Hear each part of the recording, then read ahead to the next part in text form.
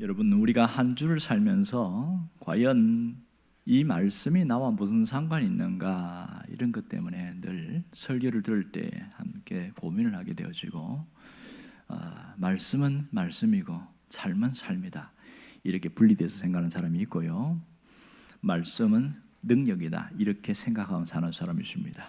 어떤 사람의 삶의 변화가 있을까요? 두 번째겠지요. 오늘은 말씀이 능력이 되기를 바랍니다. 우리가 읽은 말씀은 오래 교회 다니는 사람은 굉장히 잘 아는 내용입니다. 이 본문은 예수님의 공생의 사역의 절정기 가운데 있었던 일입니다. 11절을 보니까 예루살렘으로 가고 계셨어요. 그때에 사마리아와 갈릴리 사이로 지나가셨다, 이렇게 이야기합니다. 예수님이 사역을 어디서 하셨을까요? 그래서 참 찾아봤더니 14장 1절부터 17장 10절까지는 베레아 지역에서 사역했습니다. 베레아는 요단강 동쪽에 있는 그 지역을 말합니다. 거기에서 많은 비유도 하시고 그렇게 해서 다시 이제 예루살렘으로 돌아옵니다. 유대 지역으로 왔습니다. 그 지역의 짧은 시간 안에 많은 각 마을을 돌아다니면서 하는 그 중에 오늘 이 10명의 나병 환자를 만나게 됩니다. 나병 환자는 특성상 함께 집단으로 모여 있습니다. 희한하지요. 유대인과 사마리아인들은 구분해 살지만 나병이 들면 함께 삽니다. 그게 굉장한 특징입니다.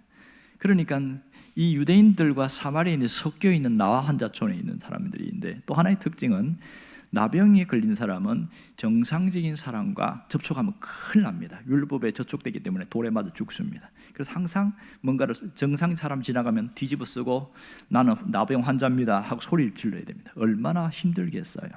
자기가 병에 걸린 것도 억울하고 괴로운데 내가 환자라고 나 가까이 오지 마세요, 그러니까 얼마나 힘들겠습니까? 그러니까 오늘 이 12절을 보면 멀리 서서 예수님께 우리를 고쳐주세요, 이렇게 불쌍히 여겨주세요, 이렇게 하고 있습니다. 그리고 보면 가까이 하면 안 되기 때문에 나타나는 특징인데, 그들이 멀리서 그렇게 외칠 때 얼마나 그들이 절박했는가 하는 것을 우리가 충분히 짐작할 수 있습니다. 나병은 그들이 종교적으로 저주받은 병이었습니다. 나병에 걸렸다 그러면 저 인간은 저주를 받았기 때문에 병에 걸린 거야. 그러니 저주받은 사람을 어떤 취급할까요? 저주받은 인간 취급해버리니까 그것은 짐승도 아니고 사람도 아니고 인간도 아니에요. 그러니 얼마나 괴롭겠어요. 이 병이 낫지 않는 것도 문제지만 완전히 인간성을 상실화시켰던 그런 것도 가장 문제인 것이죠. 그래서 이 저주에서 벗어나고 싶은 마음이 있고 이제는 정상적으로 가족과 함께 살고 싶은 그 간절함이 이들의 목소리에서 묻어나고 있는 것을 볼 수 있습니다. 자, 그런데 예수님께서 뭐라고 그러냐면 치유 방법이 굉장히 독특합니다. 보통 보면 다른 복음서에도 보면 나병 환자가 혼자 왔을 때에 안수해 주기도 하고 말로서 치유해 주고 깨끗함을 받으라, 이렇게 하기도 하는데, 여기서는 저 멀리 있는 사람에게 딱 한마디 하십니다. 뭐라고 그러냐면 12절인가요? 14절에 보면 이렇게 이야기하고 있죠. 가서 제사장들에게 너희의 몸을 보이라, 이렇게 이야기하고 끝. 그게 끝이에요. 그래서 이 본문을 계속 묵상하다가 과연 주님이 이 말씀만으로 끝냈을까? 정황을 보면, 추측을 해보면, 정확한 건 아닙니다만은 너희 몸이 깨끗하여졌느니라, 그런 말이 있지는 않았을까, 이런 생각을 해봅니다. 그래야 말이 맞거든요. 그리고 나서 제사장에게 가서 몸을 보이라, 이래야 말의 논리가 맞아요. 그런데 성경에는 그 부분은 생략 안 해놨습니다. 어쨌든 주님이 말로서 치유하신 건 맞습니다. 그런데 여기서 왜 제사장에게 보이라 했는지를 알아야 합니다. 당시에 나병은 저주의 병이기 때문에 제사장이 확인을 한 다음에 이 환자가 완치 판정받았습니다. 그렇게 해서 치유 증명서를 끊어줍니다. 그렇게 끊어주면 이걸 들고 가야 사람들을 만날 때에 나는 더 이상 나병 환자가 아닙니다 해서 정상적으로 가족도 만날 수 있고 친척도 만날 수 있고 동네 사람도 만날 수 있고, 그래서 제사장에게 증명서를 얻는 것이 굉장히 중요합니다. 이것은 생명과 같은 거니까 너무너무 중요한 것이지요. 자, 여기서 우리가 참 귀한 것을 알 수 있습니다. 오늘 특이한 것은 뭐냐면 나병 환자가 즉시 나았는가, 아니면 가면서 점차 좋아졌는가 하는 겁니다. 14절에 보면 그들이 가다가 깨끗함을 받은지라 이렇게 이야기했습니다. 자, 즉각적 치유일까요? 점진적 치유일까요? 예수님이 말씀하신 이후에 점점 걸어가다가 갑자기 손이 깨끗해진 걸 봤어요. 상대방을 봤더니 눈썹이 자라나고 코가 정상으로 되고 입이 깨끗해진 거. 당신 입이 왜 이렇게 깨끗해졌어? 이렇게 서로 너도 그렇네. 이렇게 가면서 가다가 점점 좋아지는 거였습니다. 그러니까 이들의 치유는 즉각적 치유가 아니라 점진적 치유였습니다. 왜 그랬을까요? 예수님이 능력이 없어서 점점 가다가 좋아지게 했을까요? 그게 아니죠. 여기엔 예수님의 상당한 의도가 들어있는 걸 알 수 있습니다.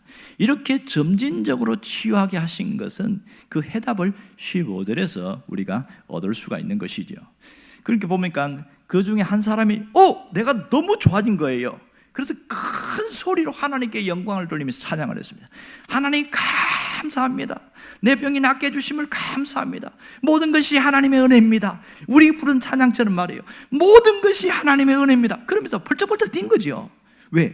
단순히 병이 나은 정도가 아니라 저주에서 벗어났잖아요. 더 이상 격리된 상태가 아니라 함께 살 수 있잖아요. 이거는 혁명적인 사건이에요. 그 개인의 인생사에서 완전한 변화입니다. 이런 일이 좀처럼 없죠. 그 당 2000년 전에는 나 환자하면 이미 인생이 끝났어요. 질병의 치유는 불가능합니다. 그러니 치유받았다는 것은 이건 단순한 치유를 넘어서 삶 자체가 완전히 바뀌는 것이다. 그렇게 볼 수 있습니다. 그런데 그렇게 영광을 돌렸는데 그러면 한 사람만 하나님께 영광을 돌렸을까? 가만히 생각해 보세요. 여러분, 한 사람이 치유받았어요. 너무 기뻐서 하나님께 영광 돌렸습니다. 옆에 있는 나머지 9명도 다 우리 집으로 하면 신앙인이에요. 그러면 어떨까요? 똑같이 하나님께 영광을 돌리겠죠. 근데 문제는 16절입니다. 16절에 보니까 그 다음에 한 사람이 예수님께 바로 엎드려서 감사를 했어요. 너무너무 감사하다고. 그는 사마리아 사람이다 이렇게 이야기를 하고 있습니다. 자, 여기서 한번 의문점이 생기는 게 뭐냐면 이 사람이 제사장에 가서 치유 증명서를 받아가지고 와서 감사를 했을까요? 그 자리에서 치유받은 것을 알고 다시 돌아왔을까요? 첫 번째예요? 두 번째예요? 두 번째일 가능성이 많지요? 충분히 그렇습니다. 그러면 자기가 무엇보다도 가장 시급한 건 뭐냐면 치유 증명서예요. 완치 판정 증명서가 필요한데 왜 먼저 중간에 돌아왔느냐 하는 거예요. 왜 돌아왔을까? 그리고 성경에는 그가 누구인지를 밝히고 있는 것도 독특합니다. 유대인이 아니고 사마리아 사람이다. 유대인들이 개 취급하는 사마리아 사람이다. 지옥의 불쏘시개라고 생각하는 그 사람만 감사했다. 굉장히 아이러니하지 않습니까? 왜 이렇게 써놨을까? 이게 굉장히 의문점이고요. 그 다음에 더 이상한 것은 16절, 17절 보면 이렇게 하나님 앞에 감사하고 주님 앞에 나와서 감사하는데 예수님이 문득 이렇게 이야기하는 거예요. 10사람이 다 깨끗함을 받지 않았느냐? 그런데 그 9은 어디 있느냐? 이렇게 물었어요. 9은 어디 있을까? 여러분, 왜 예수님이 이렇게 물었을까요? 지금 9명이 없어요. 정작 그 말을 들어야 될 사람은 다 각기 제 길로 갔습니다. 한 사람 와 있는데 9이 어디 있느냐? 어떻게 보면 책망의 음성 같기도 하지만 어찌 보면 주님의 안타까워하는 그 음성입니다. 어떤 면에서 혼잣말의 되새김이라고 할 수 있습니다. 언젠가 이런 적이 있죠. 예수님이 저 예루살렘이 보이는 그걸 환히 보면서 가슴을 치면서 안타까운 일이 있습니다. 예루살렘아 예루살렘아, 멸망할 게 보였거든요. 그렇게 그 안타까운 심정이 여기에 그 9명에 대해서도 나타나고 있음을 알 수가 있습니다. 그러면서 18절에 이렇게 이야기합니다. 18절에 보면 이 이방인 외에는 하나님께 영광을 돌리러 돌아온 자가 없느냐. 희한하지요? 분명히 치유받았을 때 하나님께 영광을 돌렸다고 했어요. 그런데 예수님께 와서 감사하지 않은 것을 하나님께 영광을 돌아오지 않은 자가 없느냐. 자, 뭡니까? 감정으로 드리는 영광인지 의지적인 결단으로 드리는 영광인지 차이가 있는 거죠. 감사가 없는 고백, 감사가 없는 하나님께 영광 돌림은 어떤 면에서 진실함이 없을 수도 있다는 얘기입니다. 자, 그러면 이 9은 어디 갔을까? 제가 수년 전에 이 설교를 한 적이 있어요. 9이 어디 갔을까? 그 어떤 분이 추론을 한 적이 있어요. 그래서 상당히 논리적으로 이해가 가는 그런 추론을 한 겁니다. 하나는 뭐냐면 자신이 치유받은 것 자체에 대한 의심이 들어서 못 왔다 이렇게 이야기합니다. 진짜로 나았는지 안 나았는지 어떻게 아냐? 이게 문제예요. 또 하나는 나은 것 같은데 부분적으로 나은 것 같아. 온몸의 전체가 나은 것이 아니라 부분적으로 나은 것 같은 그런 의심이 들어서 못 나왔다는 거예요. 그래서 가장 중요한 게 뭐예요? 제사장에게 가서 증명서를 받는 일이잖아요. 그 증명서 받으러 가다가 그만 잊어버린 거예요. 그래서 돌아오지 못했다 이렇게 이야기하는 사람도 있습니다. 또 어떤 사람은 그 오진이었을 거다. 내가 이 나병 환자 들은 게 어쩌다가 옴이나 좀 같은 게 있는 것이 색깔이 약간 하얀 게 비슷하거든요. 오진이었는데 내가 몸이 원래 정상이었는데 그럴 거다. 이런 추측도 가능합니다. 또 하나는 그 이전에 이 집단에 들어오기 전에 사실은 약을 먹었고 얼마 전에도 약을 먹은 것이 이제 효과가 나타나기 때문에 내가 나은 거지 뭐 이런 얘기를 하는 거예요. 일리가 있지요? 약을 먹고 기도하실 때 여러분 어떤 생각이 듭니까? 약의 효험 때문에 나은 거예요? 기도 때문에 나은 거예요? 헷갈릴 때가 참 많잖아요. 자, 어떤 분은 이렇게 얘기합니다. 아니 예수님이 우리에게 해준 게 뭐가 있냐? 이렇게 따지는 거예요. 가만히 보니까 그래요. 말 한마디밖에 한 거 없지 않느냐? 예수님이 우리의 환부에 손을 얹고 안수 기도를 해줘서 뭔가 특별한 게 뭐가 해준 게 있냐? 아무것도 해준 거 없는데 뭘 해줬다고 이렇게 요구하냐? 뭐 이런 식인 거예요. 여러분 충분히 공감할 수 있지 않습니까? 또 한 분은 선한 마음을 갖고 있는 사람이 있습니다. 내가 꼭 감사를 해야지. 그런데 지금은 내가 요것부터 하고 뭐부터 해요? 제사장에 가서 내 몸을 보인 다음에 증명서 받고 꼭 돌아와서 감사해야지. 미루다가 그만 못 들어왔다. 충분히 그렇게 짐작 가능한 것이죠. 뭐가 맞는지는 잘 몰라요. 그러나 예측 가능하다는 것은 알 수가 있습니다. 자, 오늘 여기서 우리가 놓치지 말아야 할 것이 있습니다. 사람은 망각의 동물이라는 겁니다. 망각. 우리가 고마움에 대한 잊어버림, 그걸 감사의 기억 상실증이다 표현하는데, 망각은 우리의 삶을 피폐하게 만듭니다. 희한하지요? 내가 누구를 도와줬을 때에 그 마음은 오래 기억하는 거예요. 내가 누구를 도와줬는데, 그런데 상대방이 고맙다는 말을 안 하는 거예요. 그러면 두고두고 괘씸해. 두고두고. 차라리 도와주지 말걸. 후회감도 많이 생기는 거예요. 이게 고마움을 잃어버린 기억 상실은 우리에게 굉장히 문제가 됩니다. 어떤 분이 그런 얘기를 하더라고요. 사람들은 자기가 원하는 것을 얻게 되면 과거를 잊어버린다. 조금 바로 앞의 일까지도 잊어버리는 것이 인간의 악한 본성이다.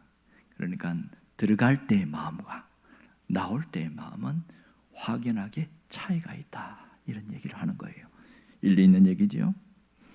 병이 낫고 나니까 옷이 더러운 게 보인 거예요. 내가 옷을 좀 깨끗하게 입고 가서 그렇게 해서 감사해야지. 이런 사람도 있었을 겁니다. 그리고 내가 이렇게 깨끗해졌으니까 이 기쁜 소식을 온 세상에 전하세. 우리 가족에게 먼저 가서 전하고 난 다음에 감사해야지. 이런 분도 있을 것이고요. 그래도 주님 앞에 빈손으로 갈 수 있나? 뭐라도 하나 들고 가야지. 예물 준비하러 갔다가 못 돌아온 사람도 있을 것이고 충분히 그럴 수 있습니다. 그러나 공통적인 특징은 뭐냐면 아무도 오지 않았다는 거예요. 놀라운 것은 우리가 해야 될 때 행동하지 않으면 그만 중간에 딴 생각이 들어온다는 것을 알 수가 있습니다. 정말 어떤 경우는 마음이 바뀌어요. 희한하죠. 다급할 때 마음과 그것을 가졌을 때 마음은 확실히 달라집니다. 이렇게 마음이 바뀌어요. 오늘 여기서 우리가 감사하지 않는 것이 얼마나 큰 죄인가를 생각을 해야 합니다. 단순히 하고 안 하고의 문제가 아니라 신앙적인 면에서 주님이 이 얘기를 하는 이유는 감사하지 않는 것은 죄다, 그걸 보여주려는 것이죠. 여러분, 감사하지 않는 것을 죄라고 생각하는 사람이 몇 명이나 있겠어요? 내가 깜빡 잊어버려서 못한 건데요. 그건 내 선택 아니에요. 내 자유 의지잖아요. 내가 할 수도 있고 안 할 수도 있는 거 아니에요? 그렇게 하는 사람도 있긴 해요. 그러나 자유 의지긴 맞지만 엄연히 성경의 원리 보면 감사하지 않는 것은, 그것은 온전한 모습이 아닌 것은 확실합니다. 오늘 우리에게 주시는 교훈이 뭔지 아세요? 진정한 감사는 감사의 마음만 갖고 있는 것이 아니라 그 마음을 표현하는 데 있다, 이렇게 말합니다. 그러니까 진정한 감사는 표현되어지는 것이 감사다, 이렇게 말하고 있는 것이죠. 마음만 고마웠다는 것, 그것은 감사가 될 수가 없는 겁니다. 그래서 어떤 분이 왜 감사하지 못했어요? 물었어요. 그랬더니 제가 말하는 게 좀 쑥스러워가지고 사람들 앞에 낯설고 그래서 제가 마음은 있는데 표현하지 못했습니다. 여러분, 이 사람은 감사를 한 거예요? 안 한 거예요? 안 한 거잖아요. 어떤 분이 그런 얘기를 하더라고요. 내가 아무개에게 오늘 꼭 비싼 한우 정식을 사드려야 되겠다, 이렇게 마음을 먹었어요. 그리고 어떤 분은 집사님, 제가 오늘 한우 정식을 대접하겠습니다, 이렇게 말을 했어요. 자, 그러면 무슨 차이가 있을까요? 똑같은 마음을 먹었는데 마음을 먹은 사람은 안 해도 됩니다. 모르니까. 그런데 말을 한 사람은 반드시 지켜야 돼.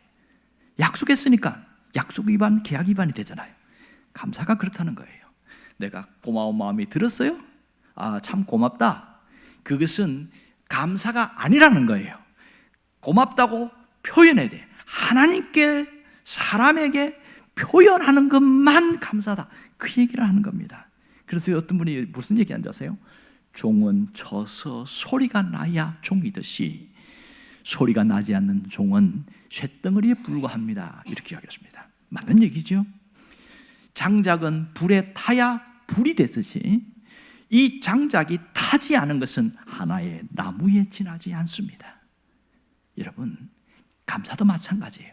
감사는 표현되어질 때야 진정한 감사로 가치와 의미가 나타나는 것이지, 감사의 마음만 갖고 있는 것은 그것은 아무것도 아닌 거예요. 그런데 우리는 마음만 받으면 되지, 하나님만 내 마음 아시니까 하나님 마음 아시잖아요. 그것은 스스로를 속이고 있는 겁니다. 하나님은 알긴 알지만 표현되지 않은 것에 대해서는 인정하지 않습니다. 아멘입니까? 표현되는 것만이 온전히 하나님이 받으십니다. 여러분, 내가 하나님 앞에 감사를 표현할 때에 비로소 그것이 감사가 되어지는 것이지요. 여러분, 감사를 표현할 때 내 인생은 감사로 물들어진다는 사실을 잊지 않기를 원합니다. 정말 내 인생이 온 전체가 감사의 빛으로 물들어지기를 원한다면 매일매일 날마다 감사를 표현할 수 있기를 바랍니다. 하지만 우리의 현실은 어떻습니까? 잘 안 돼요. 정말 안 돼요. 감사가 잘 안 됩니다. 제가 3월 첫 주에 감사에 대해서 이 얘기를 하고 그럴 때 사람들이 거의 대부분 정말 순수한 마음 갖고 있는 사람들은 내가 감사의 삶을 살아야 되겠다, 다 그런 마음 먹었어요. 그런데 지금 3월 마지막 주일에 오고 있습니다. 그런데 여러분 자신 한번 돌아보십시오.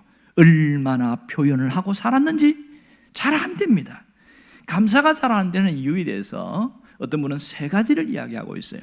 하나는 내가 가지고 있는 것에 대한 소중함을 알지 못하기 때문에 감사를 못한다, 이런 얘기합니다. 그 소중함의 가치를 몰라서 감사를 못한다는 거예요. 이것이 얼마나 소중한지를 알면 어떨까요? 볼 때마다 감사하고 생각할 때마다 감사한다는 거예요. 그런데 그 소중함의 가치를 모르면 없는 것 생각하고 불평한다는 겁니다. 누가 제일 많이 불평하는 줄 아세요?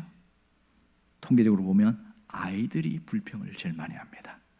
아이들이 불평을 많이 해요. 뭘 불평할까요? 없는 것. 남들은 갖고 있는데 나는 없는 것. 이게 불평이에요. 그런데 보면 다른 사람 보면 너무너무 많이 갖고 있거든요. 왜 그럴까요? 자기 이해력이 부족해서 내가 얼마나 많이 가졌는지를 모르기 때문에 그렇게 불평을 하더라, 이런 얘기입니다. 여러분, 참 신앙인들 중에서도 분명히 감사를 해야 하는데 오히려 뒤집어져서 불평을 하는 사람이 있습니다. 그러면 감사해야 되지 않아요? 이렇게 물어요. 그러면 마지못해서 예 하지만은 입에서는 불평이 나옵니다. 왜 그럴까요? 체질이 안 바뀌었어요. 이 사람은 살아오면서 매번 모자란 거 보고 없는 거 보고 매번 계속 자기 삶에 없는 것이 체질화가 되어져서 불평이 나오는 겁니다. 자, 감사가 되지 않는, 잘 안 되는 또 하나의 이유가 뭔지 아세요? 그것은 비교의식 때문에 그렇다, 이 얘기합니다. 비교의식. 상대방과 비교하는 거예요. 가장 가까이 있는 사람과 비교해서 늘 비교해서 자신을 보는 거예요. 비교의식이 강하면 강할수록 절대로 감사할 수 없다, 이 얘기를 하고 있습니다. 여러분, 자신이 가진 것보다 남이 가진 것이 더 좋고 화려해 보이는 거예요. 그럴 때에 우리는 비교의식이 강하게 생깁니다. 비교의식은 받지 못한 것에 대한 그런 마음이 강해지는 거예요. 비교의식이 있을 동안만큼은 감사할 수 없습니다. 성경에 보면 마태복음 25장에 달란트 비유가 나옵니다. 5달란트, 2달란트, 1달란트 받은 사람이 나옵니다. 이 주인이 금 5달란트, 2달란트, 1달란트를 맡겼어요. 근데 우리가 여기서 주목할 것은 2달란트 받은 사람입니다.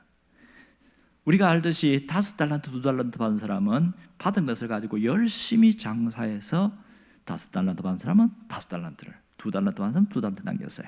1달란트 받은 사람은 에이 하고 땅에 묻어갖고 그렇게 붙으면서 나중에 주인이 와서 너 왜 땅에 묻어뒀냐 그러니까 당신은 악한 사람입니다 이러면서 주인한테 따지고 화내고 되도록 그랬단 말이에요. 근데 우리는 1달란트 받은 사람은 다 나쁜 사람이라고 생각해. 그런데 여기서 가만히 봐요. 2달란트 받은 사람 입장에서 생각해 보란 말이에요. 그럴 때에 5달란트 받은 사람과 2달란트 받은 사람 무슨 느낌 듭니까? 아니 쟤는 왜 5달란트 주고 나는 왜 2달란트 주지? 비교의식이 생겨요, 안 생겨요? 당연히 생기죠. 그러면 비교의식이 있으면 어떻게 행동할까요? 1달란트 받은 사람처럼 행동할 수밖에 없습니다. 그렇지 않아요? 왜 저 사람만 5달란트 줍니까? 그래도 나도 그래도 최소한 4달란트나 4.5달란트는 줘야지 뭐 이 정도 생각이 있는 거 아니겠어요? 비교의식이 있었으면 1달란트 받은 사람 똑같은 행동할 겁니다. 그러나 그에게는 그것이 없었어요. 나는 나대로 소중하게 주었다. 그렇게 해서 그것을 갖고 열심히 장사한 겁니다. 여러분, 금 1달란트면 얼마인 줄 아세요? 어떤 분이 한국 시세로 따져봤더니 20억이래요. 세상에 그 20억을 땅에 묻어놨다고 생각해 보세요. 말이 안 되는 거잖아요, 이게. 그만큼 자신의 가지고 있는 그 가치와 소중함을 모르면 없는 것으로 보고 비교하기 때문에 절대로 감사하지 못한다는 겁니다. 가만히 보니까 그래요. 비교하는 사람을 보면 계속 그 입술에 감사를 찾아볼 수가 없는 거예요. 이게 안타깝시죠. 어떤 사람은 자신의 소중함도 알고 그 비교의식도 없어. 그런데도 감사를 못해. 그게 왜 그럴까? 세 번째 문제가 있는 거예요. 왜 감사를 잘 하지 못하느냐? 세 번째는 표현하지 않기 때문이다, 이렇게 이야기합니다. 알긴 알아요. 들었기 때문에 아는 거예요. 성경을 봤기 때문에 알아요. 그렇지만 표현을 잘 안 해. 표현을 안 하는데 이 답답함이 여기 있습니다. 왜 표현을 안 할까? 표현하는 것에 대한 훈련을 받아본 적이 없습니다. 가장 표현을 안 하는 사람이 어떤 분인지 통계적으로 보니까 경상도 사람의 60년대의 태생이랍니다. 60년대 이전의 태생들. 왜 그런가 봤더니 표현을 하면 야단을 맞았어요. 밥을 먹을 때 말을 하면 막 호통을 친 거예요. 그래서 식사할 때는 침묵 식사를 해야 돼. 그리고 어른들 와갖고도 그러고 내가 뭔가 내 의견을 이야기한다. 말도 안 되는 이야기야. 그러니까 나의 의견을 말하면 안 되는 그런 문화 속에, 특히 유교 문화 속에 살아온 사람들은 말을 하지 않다가 교회 왔어요. 그런데 또 똑같이 하는 거예요. 뭘 하지 않느냐? 강대상에서는 여러분 우리가 하나님 앞에 감사해야 됩니다. 얼마나 놀랐습니까? 아멘 해요.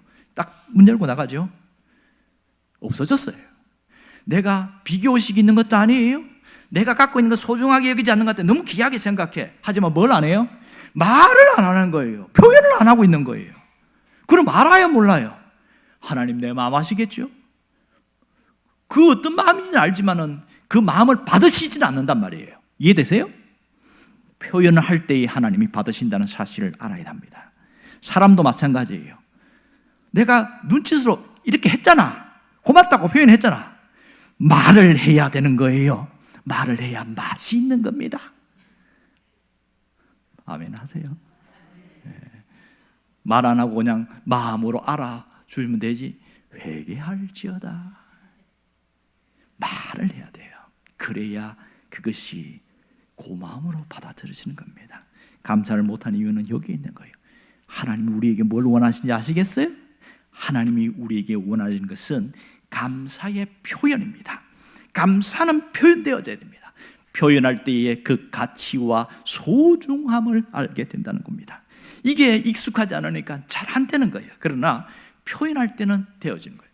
그러면 신앙인인데, 오래 믿은 신앙인인데 이 표현이 잘 안 되고 있어요. 어떤 분은 조금 수준 높은 건데 신앙의 의식 구조 자체가 조금 문제가 있는 분이 있습니다. 그러면 다 아는데 가끔씩 한 번씩 신앙 감사다 표현하는데 안 돼. 감사의 생활화가 안 돼. 왜 안 될까? 신앙의 의식 구조에 문제가 있어요. 신앙 생활은 거래가 아니라 관계입니다. 신앙 생활은 거래가 아니라 관계라는 사실입니다. 이것이 아니고 이 사람은 신앙 생활은 거래 의식이 있는 사람이 있어요.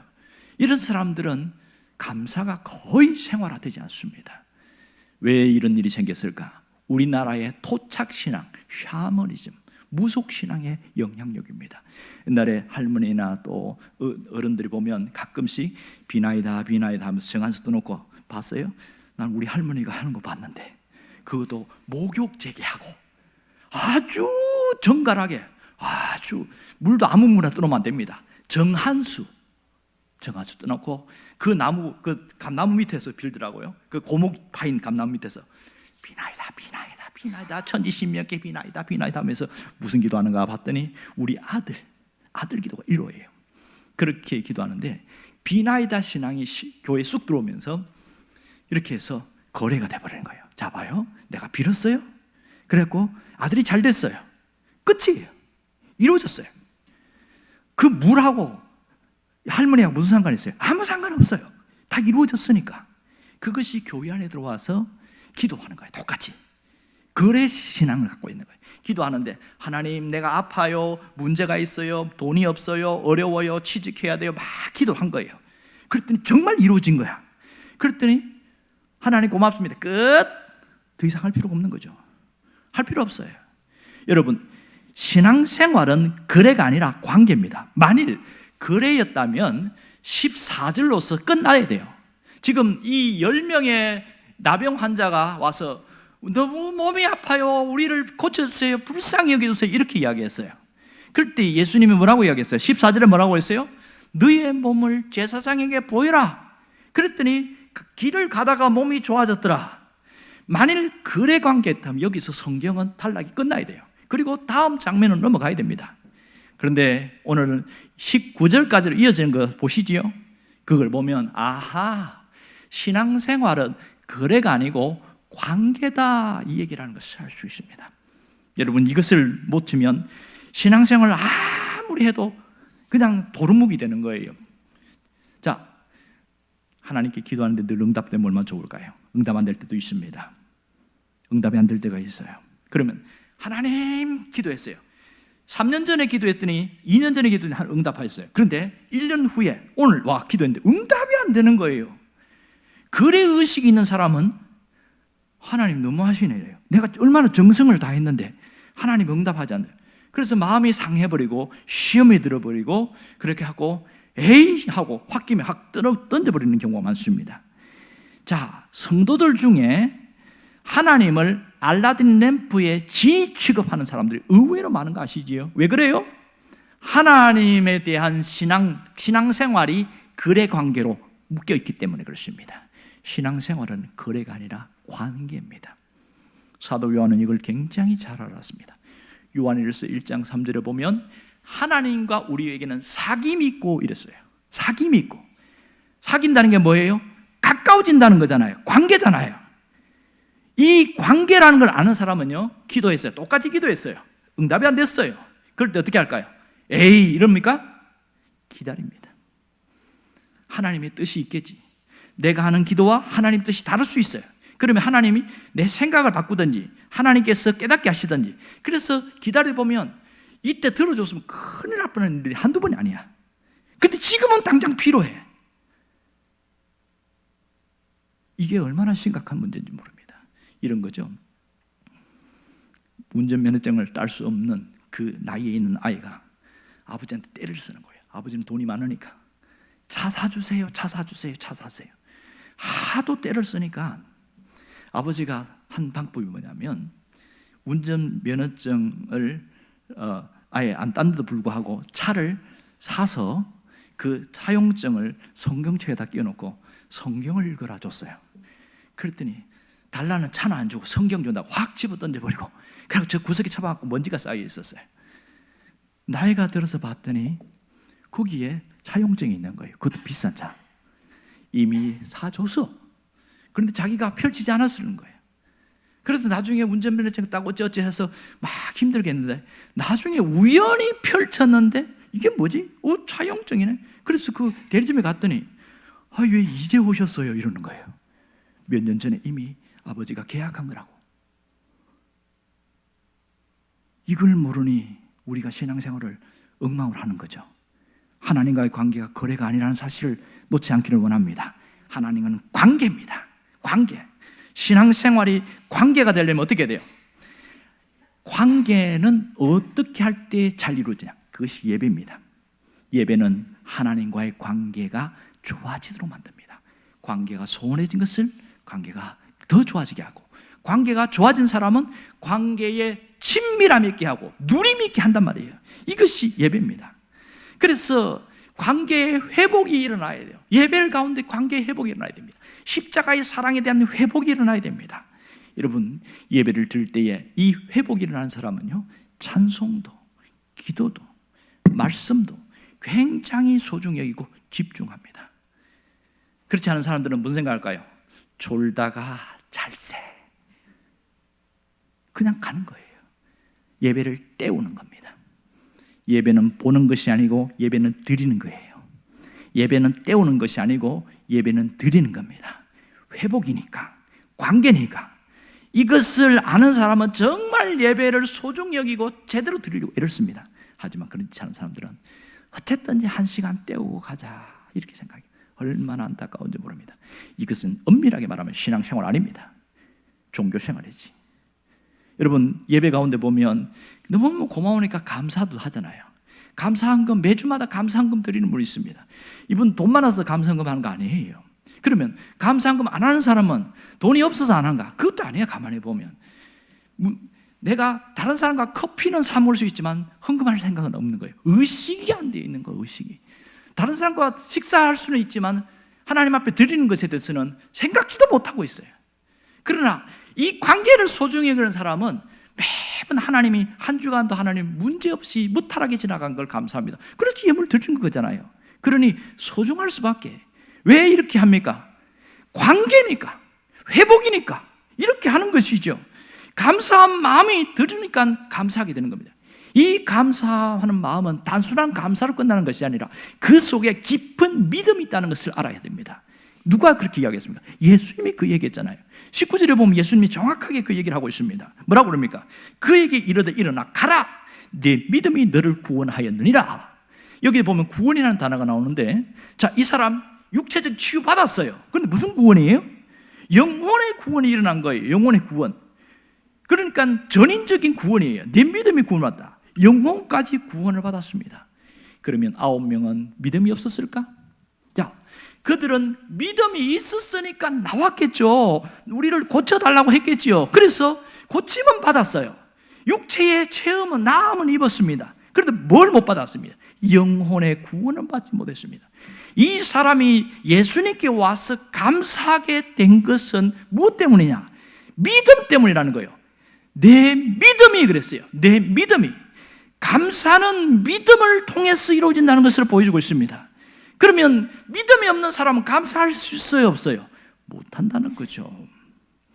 감사를 하는 것은 그 속에 믿음이 있기 때문에 나타나는 놀라운 역사입니다. 그러므로 반대로 이야기하면 감사가 없는 사람은 믿음이 없는 사람이다. 어떤 분은 그 얘기를 하더라고요. 제가 깜짝 놀랐어요. 감사가 없는 사람은 믿음이 없는 사람입니다. 처음에는 약간 반발심도 생겼거든요. 아니, 난 믿음이 있는데 왜 감사 안 하면 뭐 믿음 없다고 그러지?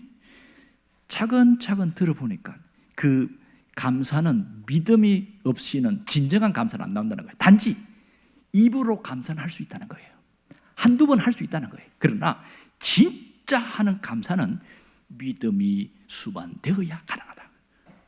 맞는 얘기죠. 맞는 얘기죠. 입으로 하는 감사보다 더 중요한 게 뭔지 아세요? 내 삶으로 드리는 감사입니다. 삶으로 드리는 감사. 여러분, 사마리아인 사람은 그런 감사가 있었습니다. 오늘 우리가 결단해야 될 게 뭔지 아세요? 때를 가리지 말고 감사를 표현할 수 있기 바랍니다. 때를 가리지 말고 적시 할 수 있을 땐 적시하고 오늘 해야 될 걸 내일로 미루지 말고 감사를 표현하기를 바랍니다. 미루는 감사는 감사가 아닙니다. 적시하는 것이 제대로 된 감사입니다. 여러분, 기억할 것은 감사도 때가 있다는 사실을 알아야 됩니다.